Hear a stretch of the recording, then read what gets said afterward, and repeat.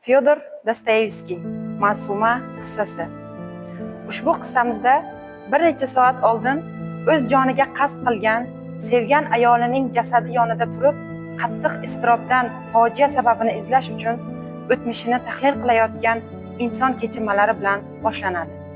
40 yoshni qoralagan, garovchi huzuriga qatnaydiganlar orasida ota-onasidan erta ayrilib, badbaxt xolalari qo'lida cho'rilik qilib yurgan, biroq qiyinchiliklarga qaramay o'zini yo'qotib qo'ymagan 16 yoshli sodda, beg'ubor Ma'suma ham bor edi. Qizning begonalar oldida o'ng'aysiz harakat qilishi, xijolat bo'lishi, tortishmasligi, roviy tili bilan aytganda, nihoyatda mehribon va mo'min bo'lib ko'rinishi garovchida muhabbat uyg'otadi. Qizning pul boylikka o'ch xolalari bu vaqtda uni 50 yoshlik baqqolga uzatish taraddudida edi. Meni yoki baqqoldan birimizni tanla deb qizga shart qo'yganida qizning og'ir tanlov qarshisida turgandek o'ylanib turishi garovchini hayratlantiradi. Lekin aslida o'zini ham o'sha baqqoldan deyarli farqi yo'q edi.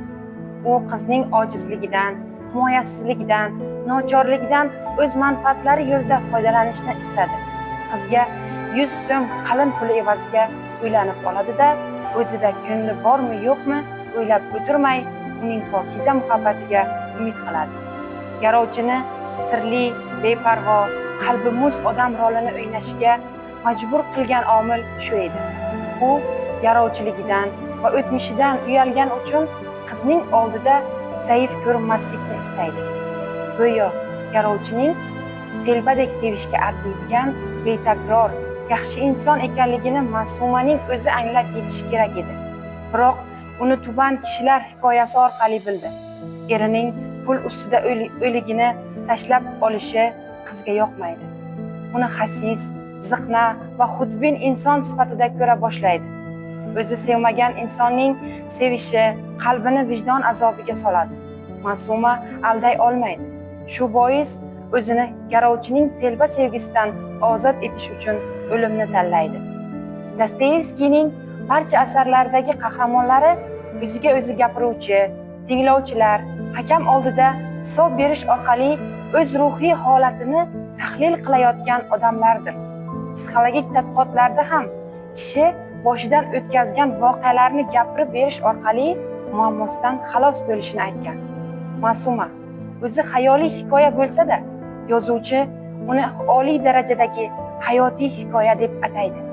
Sababi asarda inson ruhiyatining yuksak ehtiyoji, sevish va sevilish haqida so'z boradi.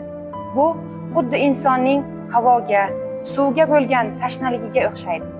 Odam o'zini boshqa tomondan kuchli sevilishi orqali mavjudligini tasdiqlashga umid qiladi. Ayniqsa erkaklar. Biroq garovchi sevilishga erishishning noto'g'ri yo'lidan boradi. Ya'ni ko'pchilik kuchli jins vakillaridagi xatoni takrorlaydi. Qadimdagilardan qolgan bir gap bor. Erkak sevgan ayolini azoblaydi, ayol azoblagan insonni sevadi. Xuddi shu naqlni garovchi shioriga aylantiradi. Buni erkak tilidan aytiladigan quyidagi so'zlar ochiqlaydi. U avval boshdanoq bag'rimga muhabbat bilan otilib keldi. 1-2 marta o'zini tuta olmay quchoqlashga tashlanganda ham sovuq muomalamni o'zgartirmadi. Unda uyg'ongan to'lqin dardchil, jazavali edi. Menga esa uning astoydil e'zozidan kelib chiqadigan baxt lozim edi. Uning o'zi daf'atan oldinga keladi. Ayol ko'ngli mayin olgan kimsaning barcha kamchiliklarini, hatto yovuzligini ham ilohiylashtirishi mumkin. Qizning Poruchek Yemovich bilan ishqiy uchrashuvlarga guvoh bo'lib qolgach, unga alohida karavot olib kelib, alohida yashashga undashi va aybdorning bunday jazodan azoblanishidan ham o'zgacha zavq-shavq tuyadi. Qiz uchun eng so'nggi zarba garovchining ishqiga iqror bo'lishi edi. Uni sukut bilan jazolab kelgani, o'zini beparvodek tutib yashashgani, aslida esa irodasi zaifligini yashiruvchi g'oya ekanini bildirganda, qiz uning muhabbatidan qattiq nafratlanadi va qo'rqadi ham. Hatto istab erini miltiq bilan otib o'ldirmoqchi ham bo'ladi. Unga munosib javob qaytara olmasligiga aqli yetadi. Poylariga tiz cho'kib, oyog'iga ishqini dasturxon qilgan garovchini aldab, sevaman deb yashashdan o'limni afzal ko'radi. Haqiqiy sevgi talab qilib bo'lmas tuyg'udir. Unga erishish uchun na pul, na biror hasham va na turli usullar, ayyorlik rollari kerak. Insonning muhabbatiga sazovor bo'lish uchun uning sevib qolishini kutish shafqatsizlikning o'ta og'ir ko'rinishidir.